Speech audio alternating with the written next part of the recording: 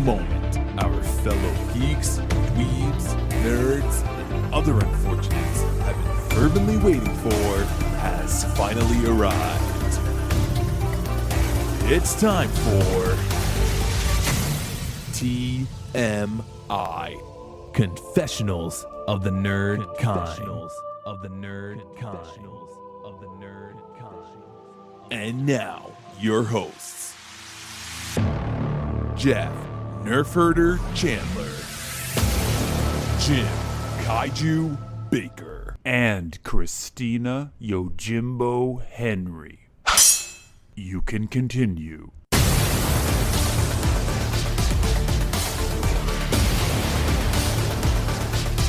And now, let's get on with the show. Here is TMI. Yeah, it's streaming all over the place. Hey, can you guys hear me okay? Because I'm I can using a hear new you. microphone. Yeah. We've been talking for the last hour. I mean, am I clear or am I muted or? No, yeah, Okay. I can hear you. Yeah. All right, awesome. I'm gonna All mute right. myself here. So let's have a show here. So let's Well, welcome everyone and thank you for listening and tuning in and pressing joining play. in on this Yeah. blabberings up front. I feel like I haven't talked to you guys in weeks. Just been a couple weeks, but I'm gonna forget how to do this, by the way. Now, Christina was not able to join us for our Muppet movie episode. And we were talking before we hit record this week on how much of a Muppet fan she is and how upset that we disparaged the Muppet films that came after the Muppet movie. So I apologize. Especially since we put the Christmas Carol in our 5 bucket. Yeah, no, I had forgotten completely to mention the Mhm. Christmas Carol when we were recording our episode last There's week. some good stuff. Why? Do we really? you slam it? guys were not positive about the later films. Yeah, I forgot mean, what we said. you guys are a little older than me, so like when Great Muppet Caper came out, I was like 9, so that was like really my sweet spot, and I loved Great Muppet Caper, and it's still one of my favorites. Also, I was told Jim, I was surprised that you guys didn't remember the Gonzo song because it's always been my favorite song from. No, it was weird. It was definitely weird that and I've watched that movie numerous times, but for some reason it just kind of. Paul Williams is such a sentimental composer. If you think about, you guys were talking about all the films, the songs he wrote about death. If you think about When the River Meets the Sea from Emmett Otter. From Emmett Otter. Emmett Otter, yeah. Yeah. And Poor Paul. Such a song about death. But again, just very sentimental. Do you guys ever see the Book of Life, the animated film Book of Life that came out a few years ago? It's great. Okay. It's very delightful. If you have not seen it, you should watch it. But he wrote an original song for that. And it's the same thing. Like you can tell that it's Paul Williams. Like as soon as you hear it, you know that it's him because he just has this very, very sentimental core to all of his songs. Also, Jeff said that Jim was his Kermit, his Fozzie Bear. Well, clearly I am Gonzo. Nice. There you go. Obviously, I'm a whatever. You're a whatever. But wasn't he an alien? Didn't they go that route? In Muppets in Space, they did. I was just telling Jim, I don't remember that movie that well, but I remember I bought the DVD, and then on the DVD, there's a commentary with Rizzo and Gonzo, like Mystery Science Theater. Yeah. Mystery Science Theater 3000 style, like where their silhouettes are looking at the film. And that is very like in that old school meta Muppets way that you guys like. You probably would enjoy the commentary track. That is pretty funny. As a kid, I always assumed that Gonzo was a vulture, but chicken. Or some kind of a bird, since he had a fetish. Yeah. Just like I always assumed Goofy was a wolf in some way, like some bizarre goofy wolf. So I was always disappointed when the public debate started as to what Goofy actually what was. he really is. If Mickey is a mouse, he's a dog apparently. Pluto's a dog. What's Goofy? Yeah. Donald's a duck. There you go. Well, it's a conundrum. We'll never answer. The great mysteries of the universe. Right. What Yes, is indeed. Goofy? So here's a mystery. What are we talking about? Ooh. Ooh. Ooh. It's a very wolfy day. It is a wolfy day. I don't have any wolf shirts, but I did wear my Scooby shirt. So we're trying to do some scary movies this month, as we always do in October.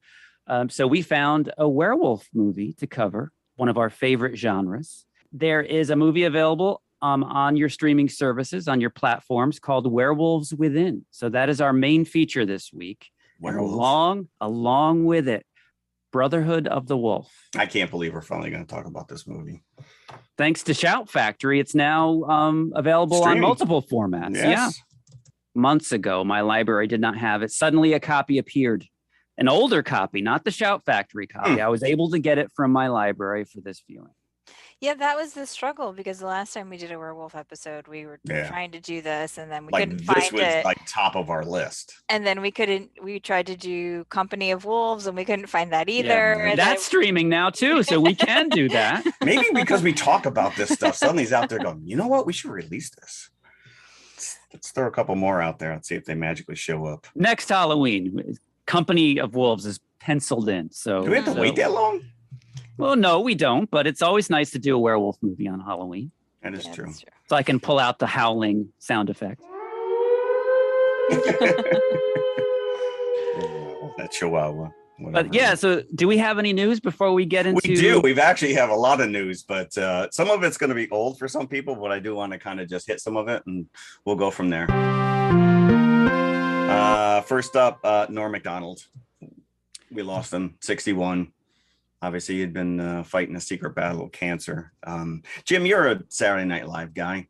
So he was what, 90, early 90s, right? Like 90. He was odd because he was not only the Weekend Update anchor, but he was often involved in sketches on that show, which you don't often see. So he was versatile. No, because I don't think Dennis Miller ever did. Norm Macdonald famously used to parody Burt Reynolds on the Jeopardy sketches, which was always funny. Yeah. I mean, you know, whether you appreciated his humor or not, that was kind of sad to see that. The guy was young, 60. He was young, yeah. So, and because he was so prevalent in the early 90s, it felt like kind of, even though he was obviously older than us, that he was of our generation.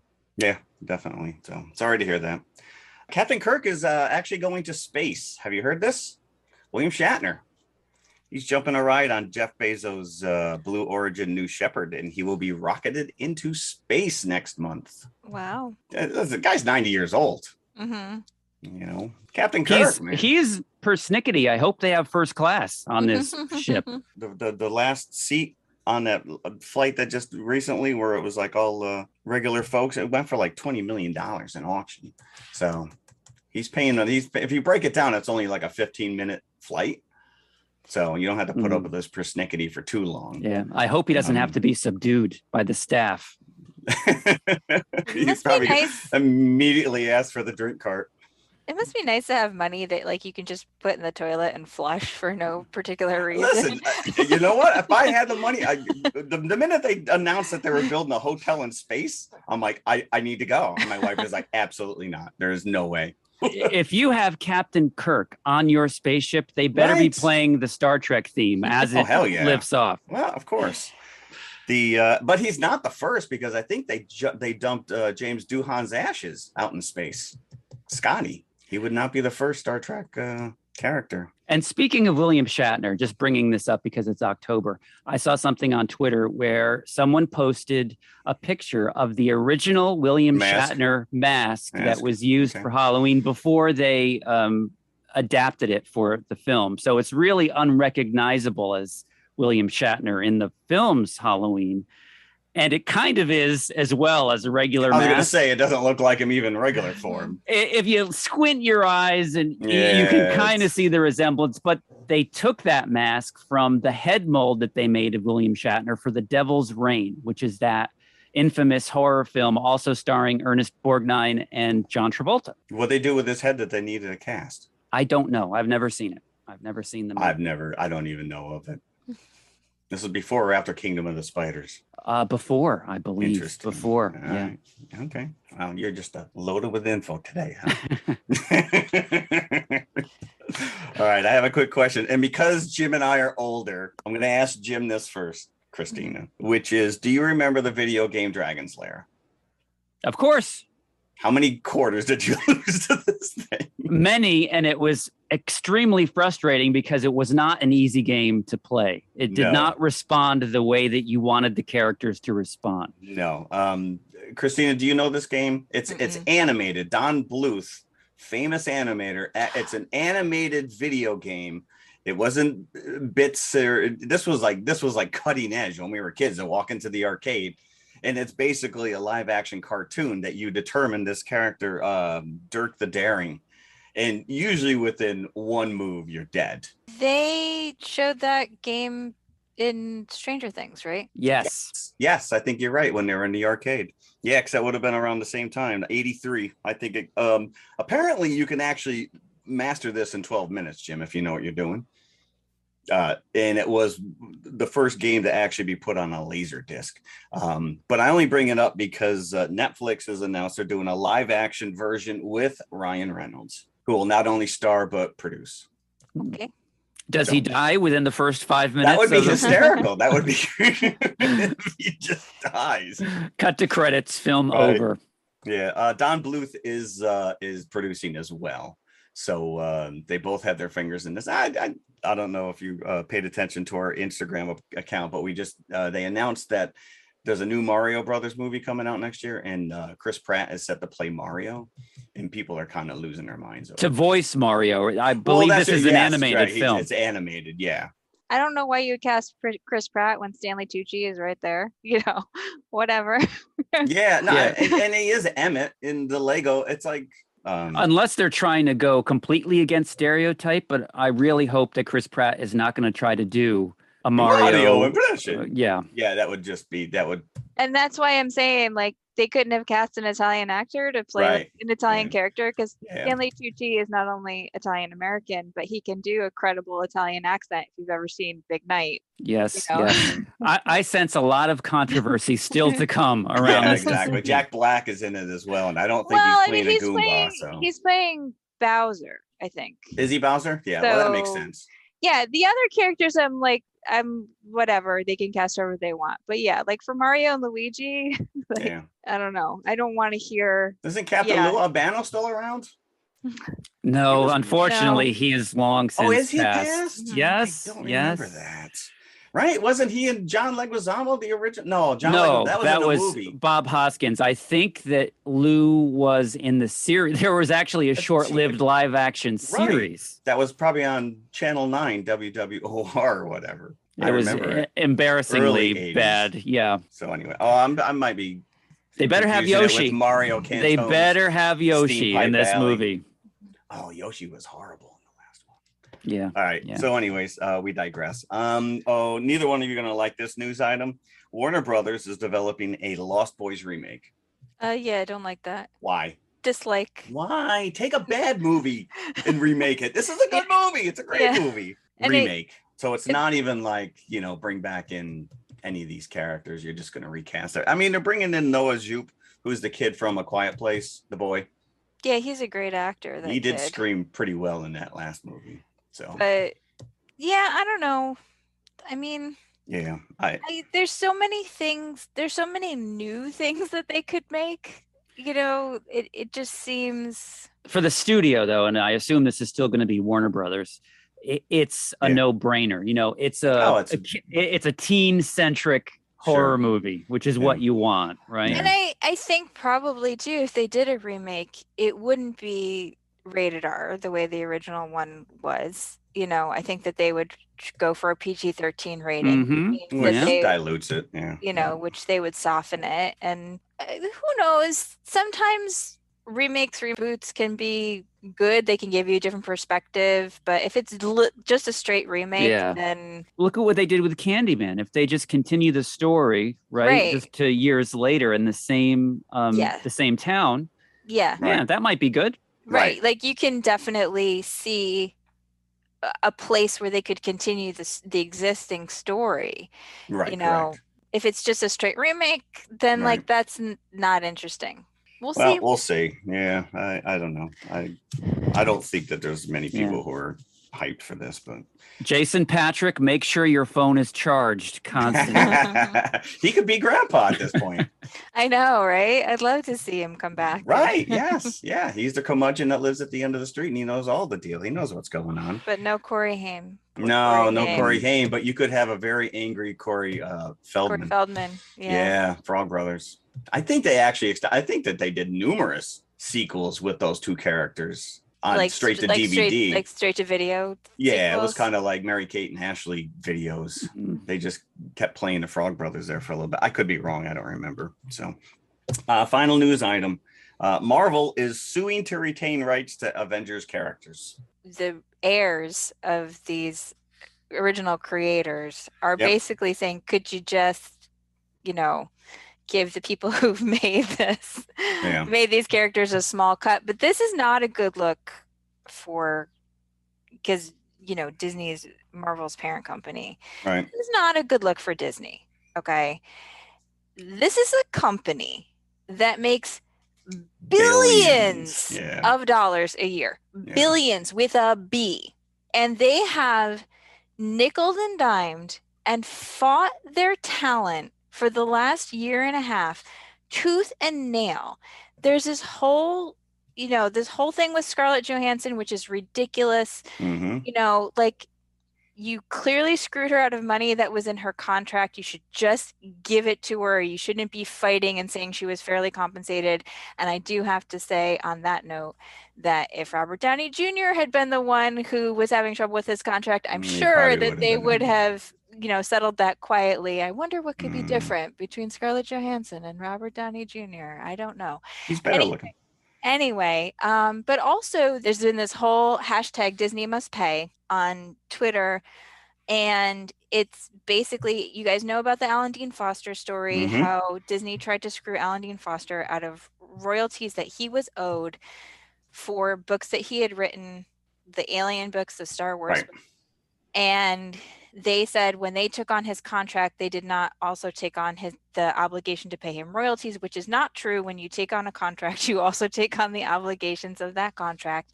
And it turns out Alan Dean Foster is not the only author who has been getting screwed by Disney out of royalty money for books that they wrote under contracts that they had with, other companies that were then incorporated into Disney. And this is ludicrous. Authors don't make a ton of money. Neither do illustrators. I mean, this is where a lot of these artists who, Marvel's defense is the fact that for years and years, they what they call the Marvel method, which was, you bring in a writer, Stan Lee or whatever, he works with Jack Kirby. They hash, here's my idea. And then Jack Kirby goes back to his drawing desk and he comes up with something, and it's a collaborative thing. But they call it work for hire. So they're saying work for hire. So they don't owe them anything. Right, correct. Right. You were properly compensated for that work back then. Mm-hmm. We now own this as a property. But you're right. They need to step up and do the right thing, because this is just a cash cow for them. And the lawyers who are involved are the same lawyers who went to bat against DC for Schuster and Siegel for the Superman rights, and they lost. Yeah. So, the precedent is there that Marvel could either be a good guy and say, listen, even though we'll probably win in court, we're going to do the right thing, or they could just stick their heels in the sand and say, screw it. Disney's just become a monster.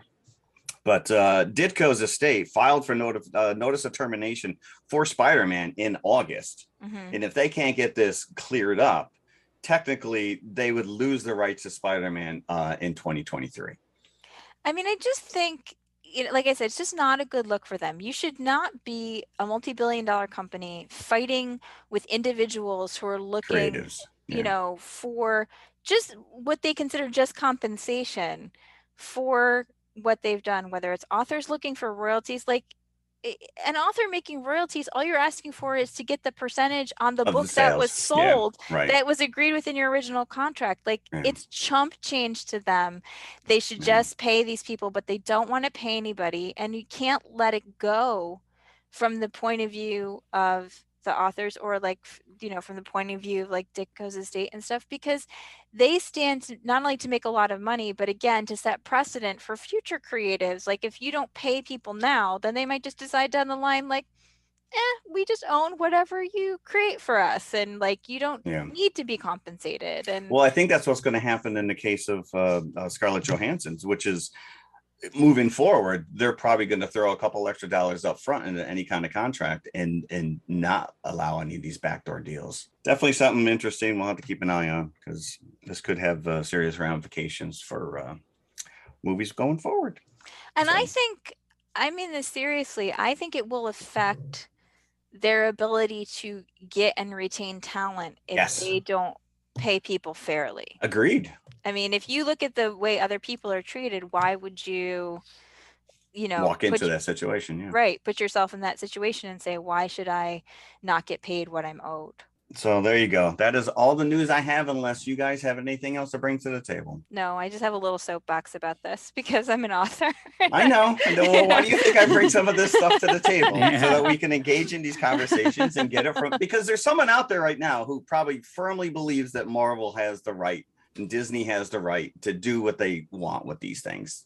I just think that big companies should like not act like greedy dragons. Okay, so everyone take a deep breath. We're here to talk about. I didn't mean to get you riled up.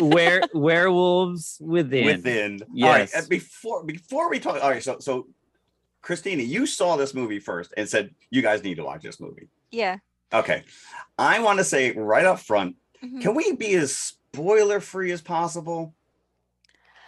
Is it, or can we just get to a certain point on the back end and then talk spoilers? Because I truly think that this is a fun movie. The less you know going in, you will enjoy it. I will say straight up, this is right up there with Wolves of Snow Hollow. It is not your typical werewolf movie, and if this is what you're expecting, you may be severely disappointed, as many people on IMDb were. But I'm gonna lay my hat on the table right here and say I had fun with this. Yes, really liked it, and I want, if you're invested in going and watching this, and it is streaming, Jim mentioned, I don't want to spoil it for too many people, but we probably will end up talking some stuff. But I want to talk about it. Okay. So we are going to spoil this. So we are going to spoil it. So anybody who has not seen this movie or who wants to see this movie, stop right now. Yeah. Go watch it. I don't know. Amazon told me it was $6.99, but when I hit play, it went to $7.99. So they got me for an extra buck. But I know, and I had to buy it. I couldn't rent it. I had to buy it. What do you mean? There was no rental option. So look at it again, because for Amazon Prime? Yeah, Amazon Prime. I had a $2 credit, so I paid $5.99, I think, but it's in my library now forever. So you own it for $5.99 and I rented it for $7.99. Yes, I don't know what happened there, but I own it now. Or maybe you actually own it, Jeff, and you don't know. Yes, maybe you don't know. Maybe I do. Oh man. But we talked about, let's open this by saying this. We talked about Dragon's Lair in the news. This is based on a video game, which blows my mind. I don't think I knew this. I didn't know that. This is a video game adaptation. Yeah, I did not know that either. None of us actually knew it. And when we got to the end and we saw the credits that it was based on a video game, we were like, what? It was a video? Yeah. So you would never think that from watching the film. But I think when I first watched this movie, I sent you guys a text and I said, our whole family has heart eyes. Yeah. And that was exactly what happened. We just, we all had so much fun watching this movie. And I think that if you go into it with the idea that you're watching a werewolf movie. Yeah, no. It's an ensemble. I think of it more because I watched it again, and I really thought of this yesterday when I was watching it again. It's more of like an Agatha Christie Murder on the Remote Estate kind of absolutely. There's a reason I wore my Scooby shirt, because it does have that kind of whodunit. It does. It could be everybody. At one point, I'm like, everyone's a werewolf. I'm just convinced everybody's a werewolf. Because initially, you're thinking that the werewolf is coming from outside the group of characters that we've been introduced to, because they barricade themselves against it. And then suddenly it becomes apparent that no, it's not an outside force. It is one of them. So hence the title. So it's and giveaway right there. And I think this film hit number one is really at its best when everybody's together, like in one. Because there is when 3/4 of the cast leaves the house, it does kind of lose a little bit of steam, because these are quirky, wacky characters, and the dialogue, like there were some like. Again, I refer to them like little grenades. They just get thrown out there, and sometimes you don't even get a chance to catch up on them, and then you're laughing and you're already like 3 lines of dialogue in. Well, they really try to nail those laughs, because there's heavy music cues that end scenes. Like it's like drop the mic continuously in this movie. Like a joke is done, boom. And right away, the tone is set by that Mr. Rogers quote that they give. Yeah, that's a real interesting way to start it. It's okay, I'm not supposed to take this too seriously. And they're telling me that 2 seconds in. So, okay, I'm going to have fun with this. Yeah, but then that opening attack, like the minute I saw that, I'm like, perfect pairing with Brotherhood of the Wolf, because it is Jaws. Yeah. It is just the girl swimming out into the water. You don't see the creature. You just see the ramifications of what's happening to this poor guy. So it is brutal right up front. But then it cuts to the main character, Finn, who's a forest ranger who's coming to this remote town. Who is Sam Richardson? I'm not familiar with this guy. But we know him. We know him from the Tomorrow War. He was my favorite character in that movie. Yes. He is so likable. And he anchors this. He really anchors this. Yeah. Just like any good whodunit, you're questioning everybody. And at one point, you question him. I'm thinking to myself, he can't be the werewolf. No. He's not the bad guy. Please, because you don't want him to be. They lay enough little clues that it could be a couple different people. Some of them are just straight up red herrings. Let's go right there with the Mr. Emerson out there, the crazy old trapper who is a hermit living by himself. But I mean, the way it's set up, it really could be anybody. They do come up with justifications for every single person. And that's the nice thing, is once they're in, Jim already mentioned the fact that they end up getting locked into this bed and breakfast altogether, and immediately turn on each other. Well, you had a motive and you could have done this, and we don't know who you are. And so the interesting thing about Finn is that he's a forest ranger, right? Yep. A forest ranger is a law enforcement officer. He's not like just some guy who walks in the woods. Like, he has legal authority. Oh, he's got jurisdiction, yeah. And especially if that's his beat. But nobody in town treats him like he has any authority whatsoever. No. Well, he didn't really exude any kind of authority either. So no, he is the biggest, like endearingly so, the biggest dork. That in recent memory. Because of that, his character is very endearing. So let's set up the overview of the film. Finn is the new forest ranger in this town of Beaverfield. Yep. Beaverfield, I believe it's called. Yes. And fictionally, it's set in Vermont, but it was actually filmed in our neck of the woods, Jeff. Next to Woodstock, New York. Yeah. And around Phoenicia, around that I did not area. know that either. Yeah. Oh, you're bringing lots to the table, man. So Finn is introduced, as the audience is, to all these quirky characters in the town of Beaverfield. And this is after we see that opening murder.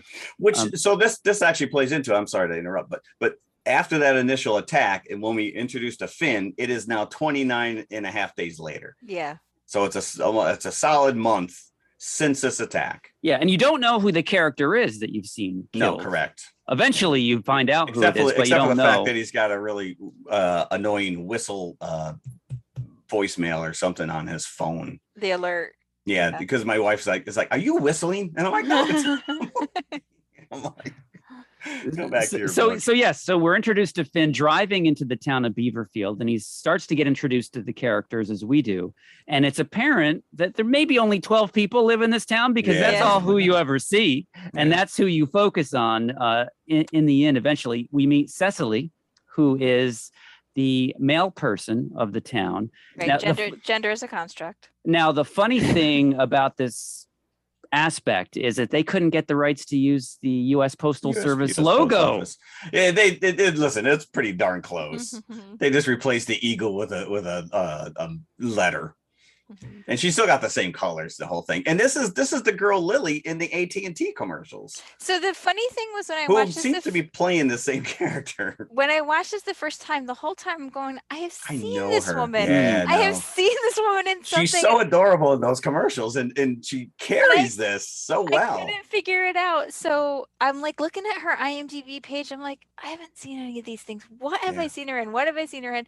And then like 2 days later, my husband found an article about her, like in some other context. And he was like, she's in these commercials. And I was like, that's where I've seen her. Yeah, Milana Vaintrub. Yeah, I don't know how to pronounce it, so we're probably butchering it regardless. Cecily. I could barely say Cecily. So, but I'm so glad because you don't often see somebody that's a spokesperson like that in anything else. Like they're typecast from that point on. So I'm so glad that they gave her the opportunity to lead a movie in this. Yeah, in this manner. I thought she was fantastic in this. I really, she's absolutely adorable. Mm-hmm. Actually, the whole cast is good. They really, really are. And it is like a town of total weirdos. And the way you get introduced to everybody is the way that Finn gets introduced to them. So like Cecily is walking Finn to Emerson's house to deliver a package and also so that he can carry out. She sets him up though. She does. She doesn't sets him up. She doesn't want to go to Emerson's front porch, so she sends Finn to do it, and he's just clueless. But he also has to respond to like an allegation that Emerson was hunting on national forest land, which is his job, right? He is a forest ranger. So commercial trapping. Yeah. So as he is going through the town, you get introduced to Gwen, who does the auto repair. Yeah, mechanic. Yep. And her husband, who does I don't know what. Was it a husband or boyfriend? Marcus, right? That was he just spouts obscenity all day long. Well, the two of them are just like, and then you have Trish. Crafting is her passion, and she makes little soap dolls, right? That's what she does. And she thinks Antifa knocked over her sign on her lawn. It's just a lady with the dog, Chachi. Yes. It's Antifa. It's Antifa. Antifa. And her very handsy husband, Pete, who is like Pepe Le Pew. Yeah. Especially when Cecily this guy should have around. been canceled. Yeah. And I will say, when this guy gets taken out, I called it from that. This is who. Yeah. And then you get introduced to Parker, who's this guy who's trying to build a pipeline in town, and Mrs. Sherman, Janine, who's the bed and breakfast owner. Yep. And Joaquin and Devin, who are tech millionaires who came to live here so that they could like live in the quiet, and they don't want this pipeline because they already have money and they don't need like the money that Parker's offering for the pipeline, which sets them up in conflict with the rest of the town. Right, because the town does want the pipeline because they're promised money. So, but I almost shouted out loud when I saw Joaquin because he's Guillermo. Yes, from what we do in the shadows, any fans out there of that. And What We Do in the Shadows is one of the few TV shows I actually watch consistently, and we had recorded the episode, so we watched the last week's episode before we watched this. So we just have a big Harvey Guillen fest. Yeah, he is the best. He plays the familiar of the vampires in What We Do in the Shadows, the often put upon familiar, and he's the key to the audience to let the audience into the world of that show, and I love him. Yeah, he has the best side eye, for sure. Side eye, nice. But that's pretty much the town. So the doctor, Dr. Ellis. Oh, right, Dr. Ellis, right? Who's an environmentalist who just happens to be staying at the B&B, right? She's there to analyze the environmental impacts of the pipeline. It's not really clear why she's there. Yeah, that whole character, I think, was not fleshed it out. was not fleshed out. She's probably more bizarre than any of the other characters. And none of her actions made sense at all, other than for me to say, well, maybe it's her. Well, I think she's supposed to be like the Blair character in the room, looking at the screen, you know, like in yes, and seeing like the little blob on the screen. There you go. All the other little blobs. All the other ones. Yep. She didn't tunnel out a spaceship underneath that. But of course, there's a very convenient blizzard that rolls in, convenient to the plot anyway, because it kind of strands these characters. Everybody. The power goes out in town, and so they all kind of convene in the Beaverfield Inn. And as they are there, a body is found. Which it was a Guy Gardner level jump scare for me, by the way. Oh, Ben Gardner? Ben Gardner, I'm sorry. Oh, Guy Gardner was he's a Green Lantern, sorry. Still, you're bringing that up. Still, that is my one quibble with Jaws. How did Bruce the Shark behead Ben Gardner and leave his body in the boat? Maybe he ate him and then just spit it back out. Like Jabberjaw, he had to come up on the boat and commit the murder. Oh, certainly. Respect. Right. So somebody has torn apart the generators. And actually, I love Finn's response because he doesn't swear. Heavens to Betsy. Heavens to Betsy. And then he goes to the next one. Heavens to Betsy. But when he does swear, he apologizes for it immediately. Yes. So the generators have been torn to pieces mysteriously. And everybody decides spontaneously to stay in the B&B. And Trish because apparently no one has backup generators in this town. Right. And Trish is a mess because Chachi has been eaten by something. Yes. Her dog. And all she cares about is her dog. And she mentions Chachi like every time there's a lull in the conversation. Yeah. She's like, and my dog died.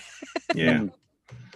Oh, darling. Sorry. So it's established once the body is found, which is completely, eaten, eviscerated. The funniest thing I think about the movie is Janine's reactions, because talk about the mic drop laughs. When they find the body, the scream of Janine, and then boom, they cut to another scene. I can't say enough about this actress that's playing this character, but it's her husband, because there's been a little bit of gossip that's been revealed early on that Dave, her husband, has run off to Belize with another woman, but he hasn't. This is his body that they found, and it turns out that he is the man that you see murdered at the very beginning of the film outside of the inn. His body has just been there the whole time. So couple that with the disappearance of Chachi, and now that there's an outside force that these characters have to deal with. So who do they go to take care of this? Emerson. Yes. And this scene is hysterical. Yes. There's a couple. These two characters, Finn and Cecily, have really nice chemistry together.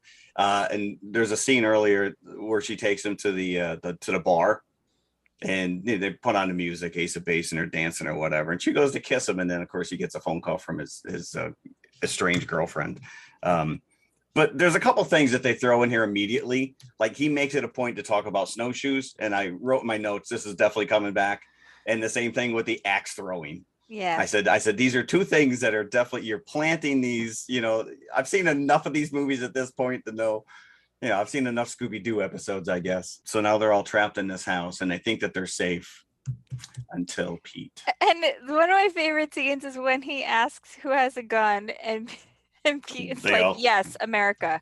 Yeah. And they all basically all of them have guns except for Joaquin and Devin, because they're the two, hipster liberals who don't carry weapons. So, and then he's trying to get, at one point he tries to get all of them to give up their guns because, they all become so paranoid and start accusing one another, and then they're all standing there holding their weapons on each other. And it is such a volatile situation. And I think Finn's right to try to remove firearms. Yes. Yeah, he's like, oh, it looks like we got ourselves a good old-fashioned sleepover with guns. Yeah. But Jim was mentioning the fact that they go to Emerson's house to try and get him to go hunt this thing. Mm-hmm. And they are petrified of this guy because they find Chachi's collar. Well, Cecily finds it. and after Emerson refuses to help them hunt this beast. So now they find the collar and they're convinced that Emerson is the werewolf himself. So that's what they've that's where the logical explanation has gone to. But there's a great scene where they're trying to get out of his house and the door is locked and they can't get out, and he's approaching them. He's moving in on them and they're just getting and then he just reaches over and unlocks the door, and I'm like, all right, that was funny. Yeah. These characters definitely carry this movie, but if you're looking for a lot of werewolf action, you're not getting it so far. Outside of that initial attack, you don't see this thing at all. No, you don't get it until like the last 10 minutes of the movie, but it's all this interplay between the characters up until that point. Well, that's the whole thing. And this is where Finn asks Emerson to be a good neighbor, right? He talks about Mr. Rogers. The Mr. Rogers thing comes back. And he's like, who's that? And they look at each other like, what do we say to that? Who's that? This is going to be a whole nother conversation. So, but the interesting thing about it is that nobody in town really is a good neighbor. No. Except maybe Janine, who seems to have a kind of a generous heart. But pretty much everyone else is sort of in it for themselves, and they don't really like their neighbors, for different reasons. Like Trish actually hates Gwen because Gwen had an affair with Pete, right? And she's just been holding on to this resentment for a long time, which we find out how that manifests later. Gwen and Marcus and Trish and Pete want the pipeline because they're going to get a payment from Parker if the pipeline goes through.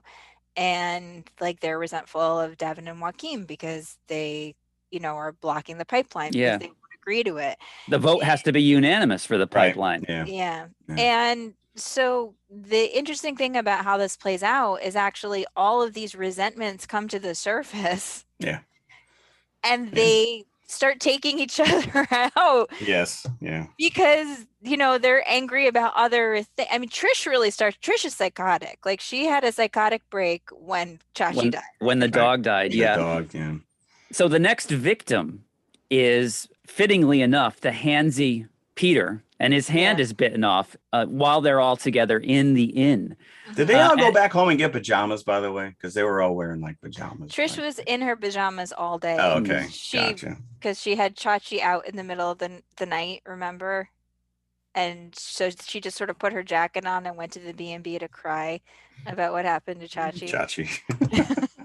So Peter's hand gets bitten off. He then gets shot accidentally by Gwen.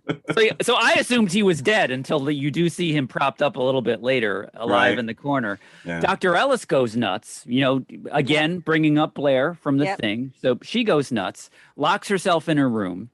Parker accesses the room. There's a struggle which nobody sees. A gun goes off and suddenly Dr. Ellis is dead. Mm-hmm. So now you're looking at Parker like, okay, he obviously shot her. And that's where because he's telling everybody she killed herself. Yeah. Right. And that's where Janine goes a little bit later as well, because she's the only one looking at him suspect when he comes out of the room and has his explanation. That's when the guns are rounded up by Finn and put in another room. And then Finn really tries to unite them after this. After they're all on edge. Yeah. This is a great speech for him to step up into. But up until this point, like the word werewolf is not mentioned at all. And then, it comes down and someone throws out lycanthrope. And I think it was Gwen. Is like, Ellis says it. She's like, what is this dumbass island? What is because this is what Ellis is so upset about and obsessing over. Mm.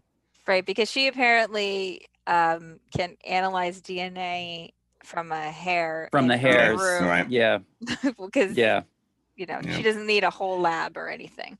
She just happens to have all that. Yes, correct. Just waiting there. Yeah. It doesn't do him any good because she kills herself and we never find out what. Or it was inconclusive. Or how did that really happen? But after this heartfelt speech by Finn, how did the characters react? They all leave. They're like, leave. Forget this. They're like, we're going home. F this. Yeah.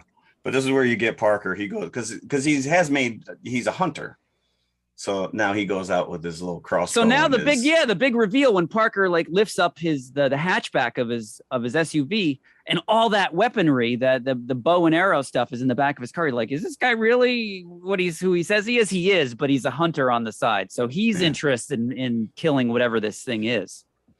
But again, what you expect at this point is like the werewolf is going to go around and take everybody out, and the werewolf does not go around and take everybody out. No, because I'm convinced at this point that there is no werewolf. That this is just a human that's killing these people. Right.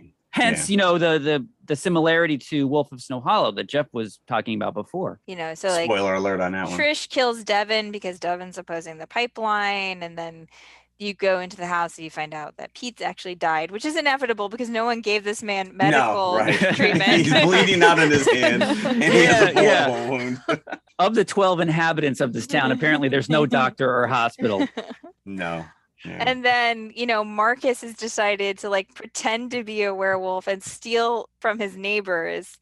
And it just gets more and more ridiculous. Yeah, right? It devolves into craziness. And then Gwen accidentally runs Marcus over. Trish shoots Gwen for having an affair with her husband. It just it starts getting insane at the end. There's this whole cascade of stuff that's happening. Yeah, it's a snowball effect. The characters just start dying within a 5-minute screen time. And then thanks to the werewolf. Right. And then Joaquin kills Trish because Trish killed his husband. And it just becomes one thing after another, and you're like, there's no werewolf. I guess there's just no werewolf. I guess it's just a town of crazy people. But this is where suspicion lands on Finn, because he has come from the same towns where similar incidents have occurred. This doesn't make any sense to me because Cecily finds a newspaper clipping and it talks about these attacks in this grout pond or whatever. And he had mentioned earlier that was where he was stationed last. So she's like immediately questioning his motives, weren't you there? But meanwhile, that was all for naught as well. Subterfuge, because somebody else has amassed those newspaper clippings. Dr. Ellis, maybe, I think that's where these are found. So she uses that to her advantage because she knows that it's not Finn and that there is a reason why he left those places, but it's not because he's a werewolf. But Cecily uses that, and there's a very particular reason why she needs to use that information. Well, it turns out she is the 7th child, and as we know from Joaquin, the 7th child is always a werewolf. Guillermo is right. It's like you get down to it, Parker's dead, now Joaquin's dead, it's just Finn and Cecily and Janine hiding somewhere in the B&B because they tell her to go into her room and lock the door. And at that point, you kind of think the movie's over, but nope. One last twist. And they're really trying to make it a twist too, because Cecily is really outside the events that are happening. Mm-hmm. She is not really one of the quirky characters of the town because she's an outsider like Finn is. She's just kind of observing this. Finn is directly involved with all of these characters. She is not. She's kind of on the peripheral after the beginning of the film, and she's kind of there as a backup for Finn. So you're not really looking at her as a suspect. So it was surprising to me once it all started coming together at the end.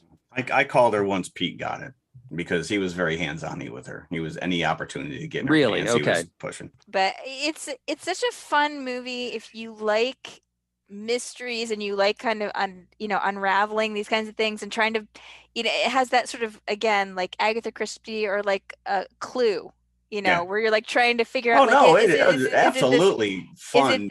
Is it this person, is it that person? Right. And they all have like these completely absurd personalities, and it's just so much fun to watch it all unfold. But it's when Finn comes to the realization that it is her, he's like, "You're a monster," and she's like, "Girls gotta eat." It really was right up until the end. And of course, obviously, it looks like he's gonna be her next victim in Steps Emerson because he wants to be a good neighbor. To be a good neighbor, but this is where the snowshoe comes back into play. So what we are spoiling here is that the AT&T girl is in fact a werewolf. I want to see her turn into one in the next commercial. So we do get a werewolf. So the whole film goes through where you're wondering if there is really even a werewolf involved here, but you do get a transformation at the end once she's found out, and there's a struggle with Finn. But apparently it's like a howling type situation where it's not from the moon that she's turning. She can turn into a wolf at will. And so there's that scene at the very end when you think that she's dead, when Finn gets her in the neck, or was it Emerson that gets her in the neck? But she's in the background and they think that she's dead. They're walking off scene and they make a joke where they say, Janine can make us a sandwich. Mm-hmm. And suddenly there's a gunshot just as Cecily, as the wolf, is about to attack them. And it's Janine. And the great line that she gives at the end, make your own damn sandwich. It's like Grandpa at the end of Lost Boys. Yep. One thing I hate about this. This actually, it has a lot of the kind of spirit of Lost Boys, where it's a comedy. It's really fun. It has more what you might say like thriller elements than like say horror elements. Definitely. It's just such a fun movie to watch, and it's totally rewatchable because I watched it again. But it's such a surprise. I think if you don't know what to expect going into this movie, that's a really good thing. So I think we would all three of us recommend this for anybody. So if you've fast forwarded thus far and are looking for the beginning of our Brotherhood of the Wolf section, the spoiler is done. We recommend Werewolves Within. So how many buckets do you think that you would offer? I'm going to go 3.25. I would think. I enjoyed it. Wasn't fantastic. I didn't stand up and applaud at the end, but I was entertained. I would watch it again if I saw it come on. Well, you own it now, so you have an opportunity. I have the opportunity to see it again. So I'm going to go 3.25 on this one. I would go 3.5. It's very, very fun. It's completely worth your time. Yeah, I'm going to go 3.5 as well. It's a fun, quirky, character-driven. If you're looking for a hardcore werewolf movie, this is not it. No. But they show their hand at the beginning, right? You know that it's not going to take itself seriously right from the get-go. It's more of a comedy than anything else, and it did make me laugh out loud several times. There were definitely some moments of 3.5. And bravo to the AT&T girl. I just don't want to massacre your name, so I'm sorry, but I'm looking forward to seeing her in other films. And Sam Richardson, who I thought was yes, fantastic. Yeah, the two of them. Yeah. Go watch What We Do in the Shadows if you've never seen that. Yes, because Harvey Keitel is amazing as Guillermo. Okay, so let's go to the concession stand, and we will be right back for Brotherhood of the Wolf. We're now just 1 minute away from the beginning of our next feature. For your convenience, our refreshment stand will remain open after the feature begins, so you still have time to add to the fun of watching the movie. Before we begin our next feature, we'd like to remind you to replace your speaker before leaving the theater. If it is accidentally damaged, please notify someone at the refreshment stand. Again, thank you for coming out to the drive-in tonight. As you leave, please drive carefully and come back soon.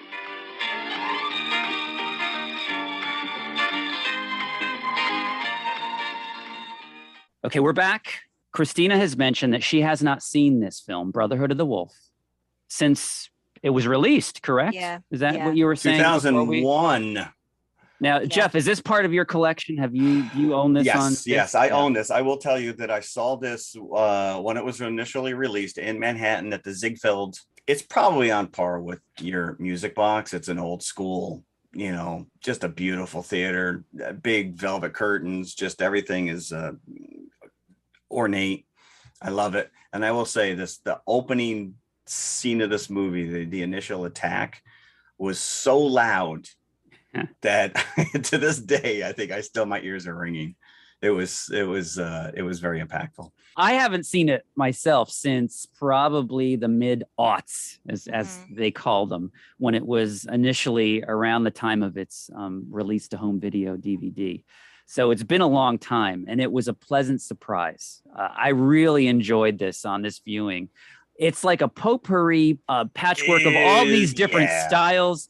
Genres. It's some people might classify it as an art film, quote unquote, but I think it's extremely entertaining, and I think it was made with that in mind, to entertain audiences. I don't think it's a difficult film. It's always, I think, needed a bigger audience than it's had. Well, I think it's definitely built up a cult following. Yeah, it's very beautifully shot. Yes. It has It does run a little long. That's really It my only is. complaint. It is long. It's long. There's like 220, Yeah. 2 hours and 20 Now, minutes. what versions did you watch? Because from my library, I had what is called the director's cut. So I don't know what was added back in and what wasn't. Know. You know, So that's a good question because I just popped into DVD and whatever. I watched a version that was 2 hours and 30 minutes long. So so you had an extra 10 minutes. That's what I had. Yeah. And I don't really know that obviously I don't remember my original viewing because it was quite a long time ago, but I don't know that it needed the extra 10 right, minutes. No, it's quite a long movie. I think there could be a good half-hour cut out of it, if not 40 minutes. They probably could cut out some of the twists because it starts to get a little opaque at the end, with kind of all these different like sudden plot elements, but it's very, very beautifully shot. It does have kind of a really kind of wackadoodle quality because there's like all this anachronistic stuff, like Mani does like kung fu and, you got some turn of the French century with martial arts going on. Just the intro. Well, we mentioned it before, the opening attack, this woman running through the fields and just getting pummeled against this rock. Against a rock, so and by an unseen assailant, by the way. Yeah. Which, as I mentioned in the previous, very Jaws-like in its approach. Even more obvious the parallel because the way she's sort of jerked around. Yes, correct. In front of the screen. And this is we should point out this is a period film. It is not set in modern times. 1764 is the year that these events are set in, and based on reality, which we could get into a little bit later. This is crazy, right? Because outside of Manny, every one of these characters has a living component, right? These are all real people in history. I'm not sure about that, but I know it was based on a real historical case. Well, I know that about the actual beast but I will just tell you in my notes, it did say that all the primary characters except the Native American Manny actually existed and lived during the reign of King Louis the 15th. Okay. It was based on a book that kind of details the real story. And on the disc that I had, there was an interview with the author, and he kind of goes through, in French, about the similarities between what really happened and what happened in the movie. And the opening of the movie where they come to the town to investigate the killings, that is based in reality, and then it veers wildly as the movie goes on. That introduction to this character on those horses with what are they? The tricorn hat? The tricorn hat, yes, and the very prescient the covering above their noses, hey, I'd like to wear that to work. In the pouring rain is just absolutely beautiful.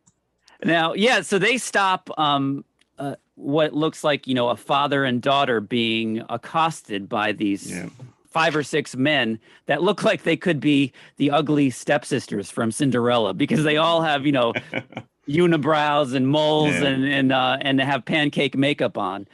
And one of the travelers that happen upon this attack gets off the horse and completely dominates them in a slow motion kung fu battle.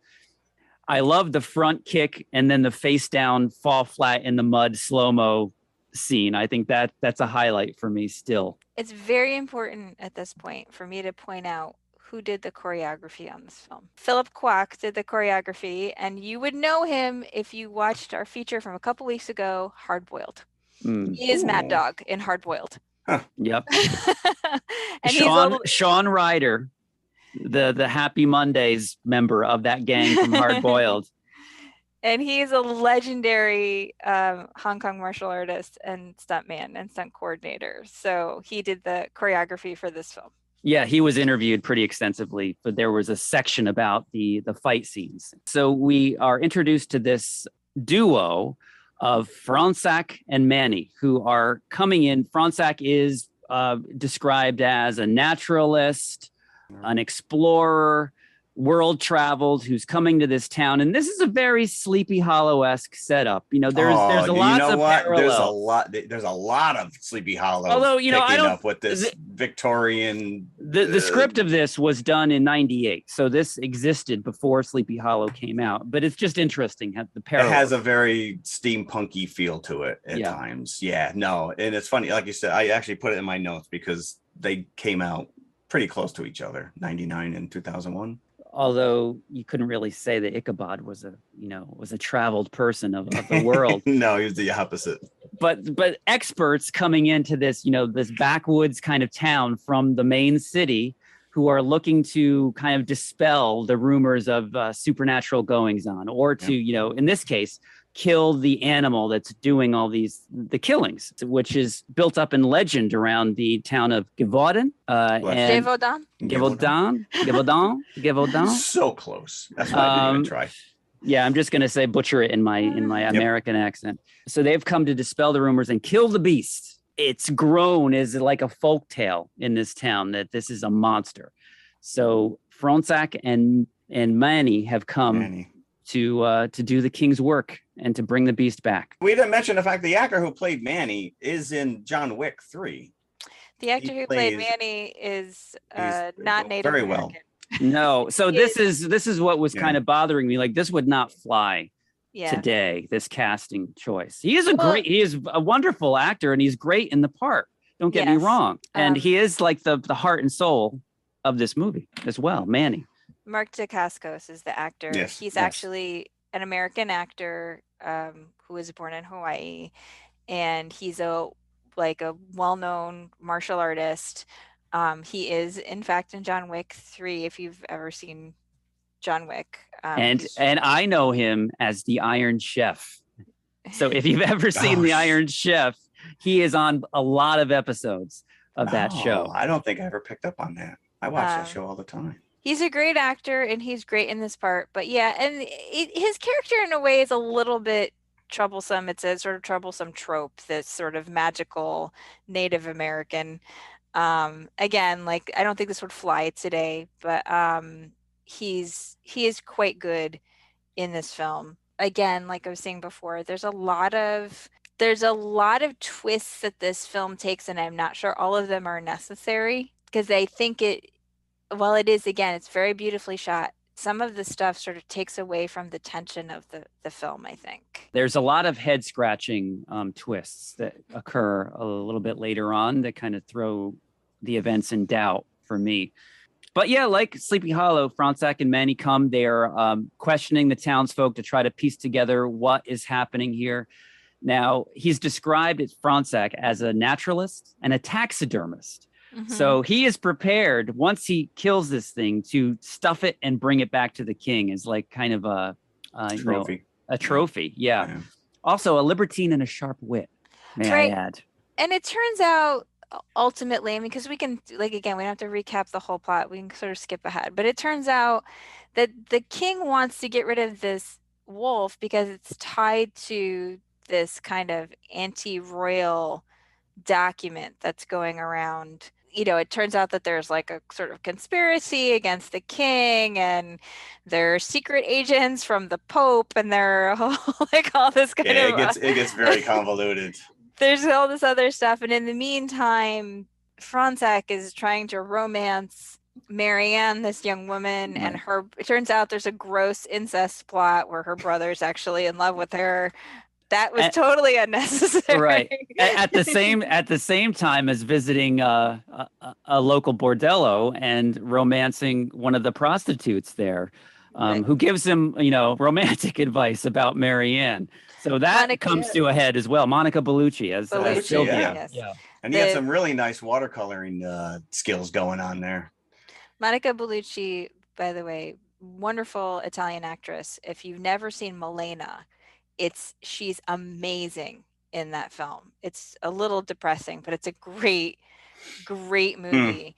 And she was married to Vincent Cassel at the time that they made this film, actually. Vincent Cassel, who plays Jean-Francois.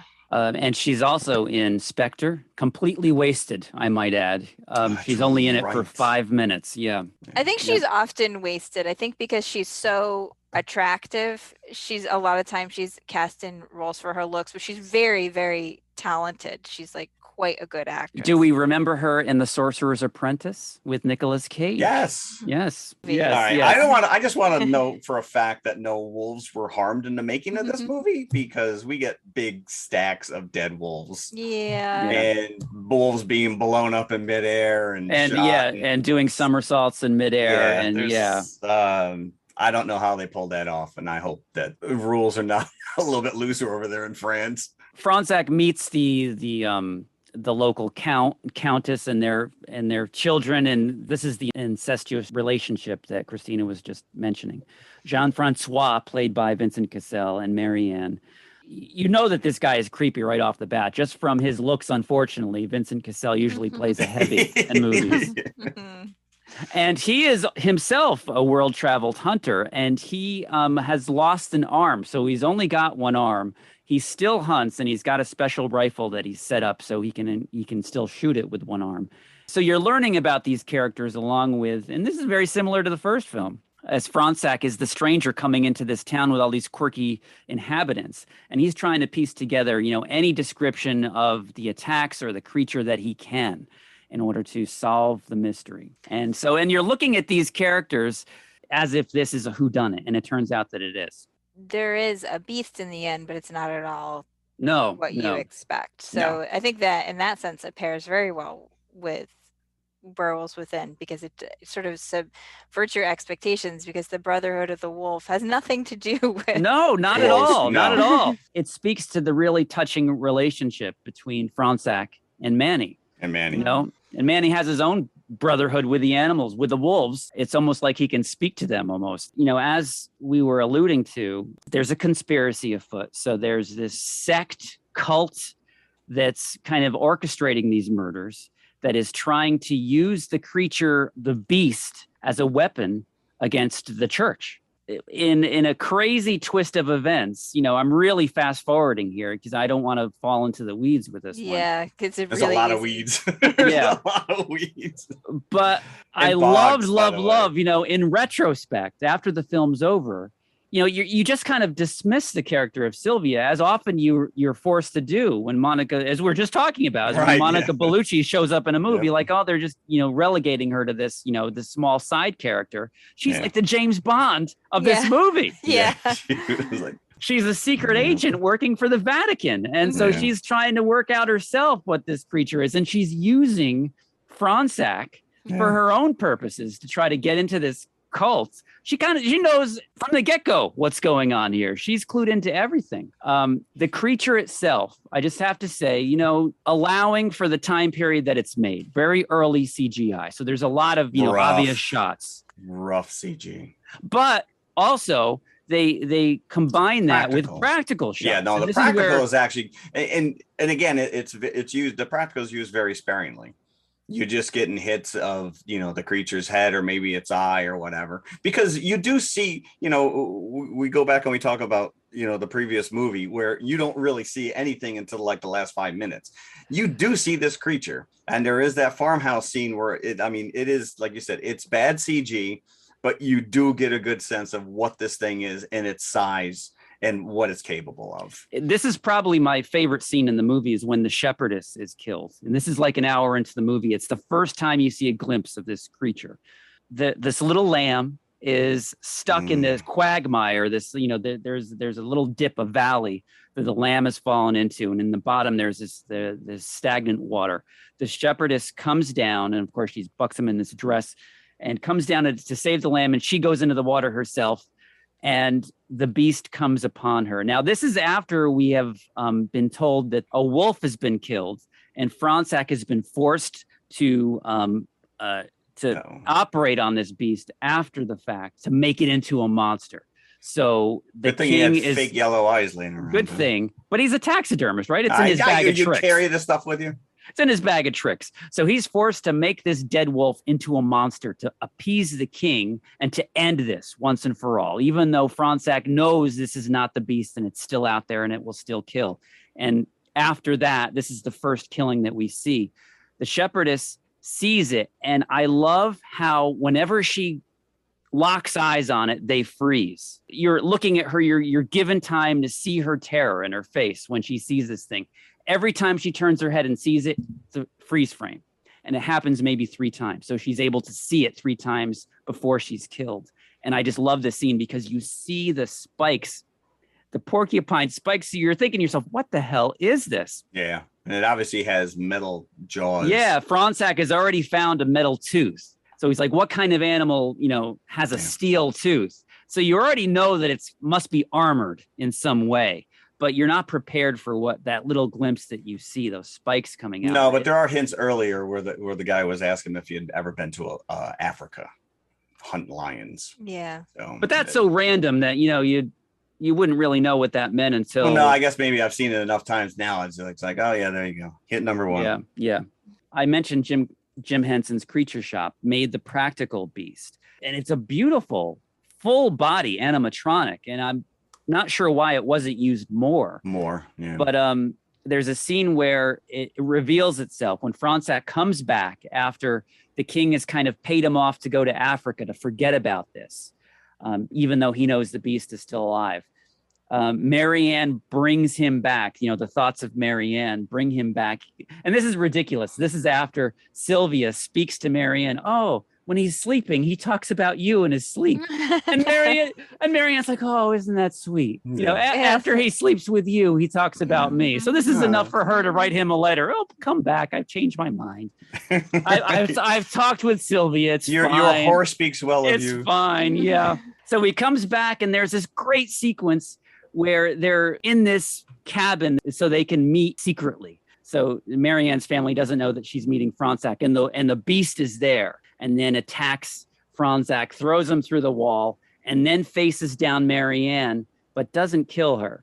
And Marianne looks into its eye, and that's when you realize you hear it roaring like a lion, and it looks like there's a lion's eye looking at her beneath all this armor.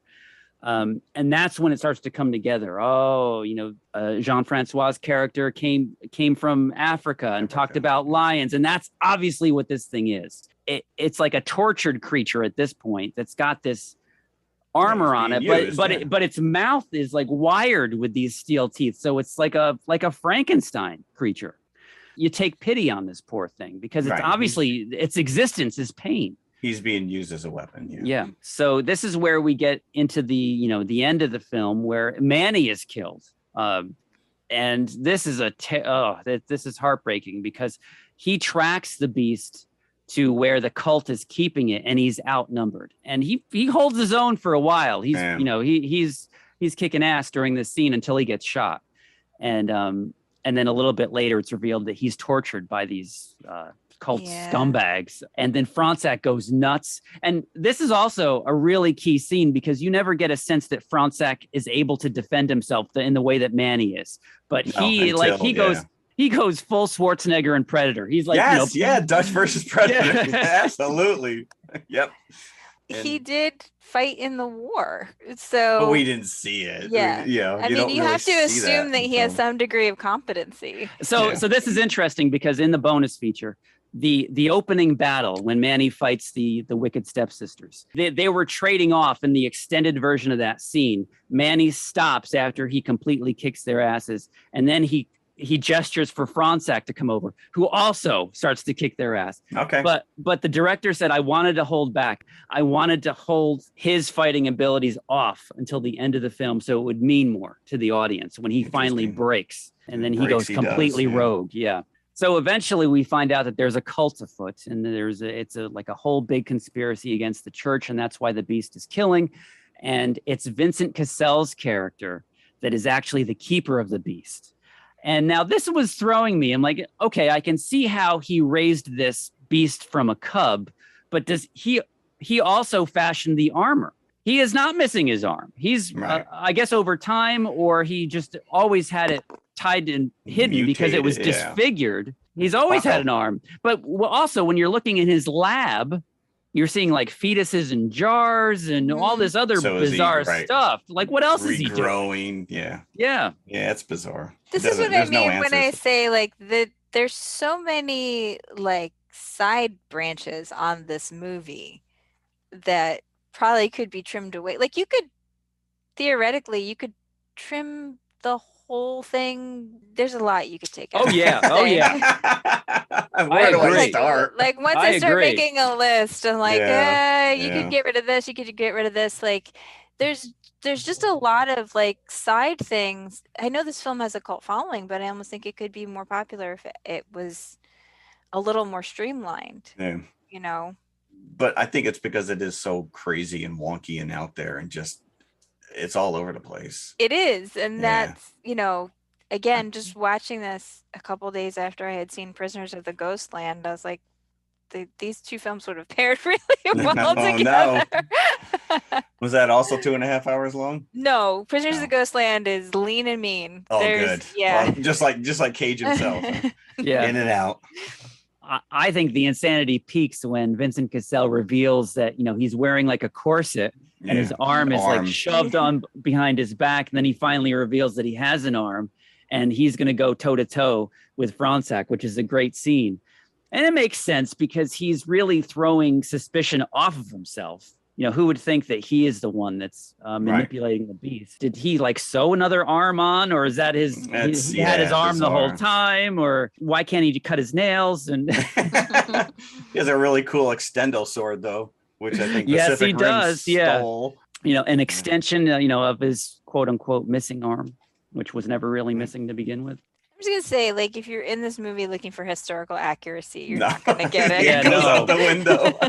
No, it is a fun. Do you want to put it in the comic book category? That it defies description. Yeah, as far as putting it in, it does per se. The look of the beast, you know, it's very fitting that Jim Henson's shop did this. It was very Skeksis like almost. Yeah, with the spikes on the back. Yeah. I think an alternate title could be Simba Scissorhands for this. Well played. You were saving that one. I was saving it. Mic drop. That was a drop good the mic. Oh man. Listen, it was the 6th highest grossing French language movie of all time. It would have been so great, you know, talking about the Sleepy Hollow parallel, if it was Christopher Walken that turned out to be the Beast's master. I wonder what the #1 French language film in the U.S. is. Amelie? Could be. You know what? That's a big one. That's a big one. I'm curious now. No. I'd like to see the rest of the list. Yeah. But yeah, as I said, Monica Bellucci's character is like the MVP of this movie. You never realize how important she is until the end when she reveals herself as to who she really is. But do any of us have info on the actual story that we could share? Killings in the same vein as what happened here? I remember hearing about this story on the Lore podcast, I'm pretty sure, but I don't remember the details. Because if you've ever listened to Lore, there's like a zillion episodes. Easy to lose track. But no, not only that, sometimes he throws those Cabinet of Curiosity episodes out there and they're only like 10 minutes. Yeah. But he does those little deep dives on some of this stuff. So I looked at the bonus features and looked at the interview with the author of the book that this was based on. The actual story took place same year, you know, under Louis XV, same town. Animal appears and starts killing humans exclusively. No animals, humans exclusively. And he said that this is, you know, just like the beginning of the film, but then it veers wildly off because just like in the film, a wolf was blamed or wolves were blamed. And a particularly large wolf was killed by a hunter called in by the king to take care of things and brought back to the court, and it was dismissed. But the killings did not stop after that. And so the author thinks that wolves are unjustly blamed for this, and wolves would not kill humans in the way that this creature killed the people in all these historical accounts. He is convinced that, just like in the film, that it was a beast with a human master and that it was a dog, perhaps a crossbreed of a dog and a wolf, something that could be, you know, taught how to kill. Right. And then it was never found because it's someone's pet. And that there was probably more than one person that was involved that would target specific people to be killed. So it's just like an angry French poodle? According to Wikipedia, a 1987 study estimated there had been 610 attacks, resulting in 500 deaths and 49 injuries. 90 of the victims killed were partly eaten.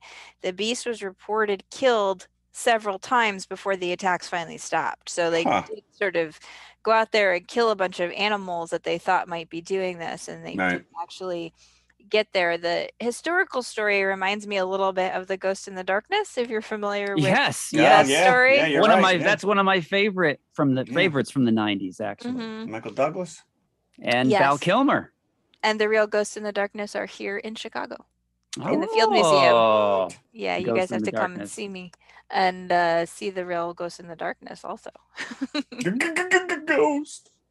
You know, it's funny. I have 8 pages of notes watching this, and we just boiled this down into like a page and a half. But again, like you said, there's a lot of weeds. Yes, there are. There are. I actually took very few notes because I was like, I am not gonna like go down every alley with this movie. Because we could be here for 2.5 hours. Yes, we could. We could. So let's cut to the chase. What kind of buckets would we give Brotherhood of the Wolf? Well, I gave it 4 1/4. I'm going to go 4. I really liked this viewing. Okay. I did.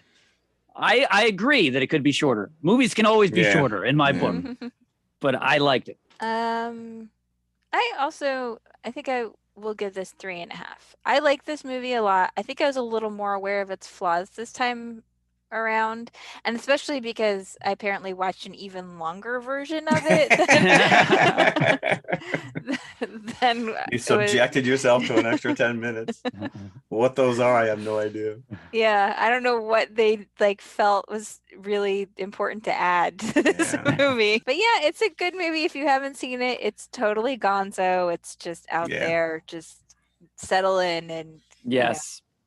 Yeah, I think there's some happy listeners out there who were asking us for this. So there you go. Yeah. It's out there. That wraps up this episode. What are we doing next week? We are doing a 5-bucket episode of Scream. Scream. No. 25th anniversary, by the way. It is being re-released in my theater. Oh, for a 25th anniversary it is? Yeah. Wow. Yeah. I guess I didn't realize that it was 25th anniversary this year. And we are getting a reboot / sequel. Continuation. All the original cast. That didn't die. That didn't die. Right. They're not bringing them all back. It's coming back for the next year. I think it's supposed to come out. Scream 5. I don't think they're calling it Scream 5 though. I think they're just calling it Scream. I think they're just starting the way they do with these, where they revamp these horror franchises like they did with Halloween. And they're just going to use the same title. Yeah, I think they're just going to call it Scream. Yeah. Scream again. This may be the first time we've done a Wes Craven movie. That seems crazy to me. Yeah, that is true. Yeah, I don't think that we have any Wes Craven films, and I'm so excited to talk about this movie because I really, really love it. I don't know if I've ever seen any of the sequels. I've never seen the second one. I've seen all the sequels. But we're talking about the first one next week, and this is a 5-bucket episode, so special for Halloween. Scary. All right. Yes, and please come on back next week for Scream. Yes, we'll be here. Thank you. Bye. Hello, everybody. If you liked the podcast you just heard, then please follow TMI on all of our social media outlets. First and foremost, email us at tmipodcast2018@gmail.com. That is tmipodcast2018@gmail.com. And you can follow us on Twitter at TMI_podcast2018. Stop over, say hi, give us a compliment. We'd love to hear from you. Awesome. Make sure you follow us on Instagram as well, which is also TMI_podcast2018. And of course, we are on Facebook, facebook.com/TMI Podcast 2018. And it should be noted, we also have a community page, so join the forum. And if you like to watch YouTube, you can see us at TMI Podcast 2018, all one word. Look for the popcorn bucket. Popcorn bucket. Or you could just go to our website, which has every link there, TMIconfessionalspodcast.com. And we'll see you at the concession stand. We'll save some popcorn for you. Oh, certainly.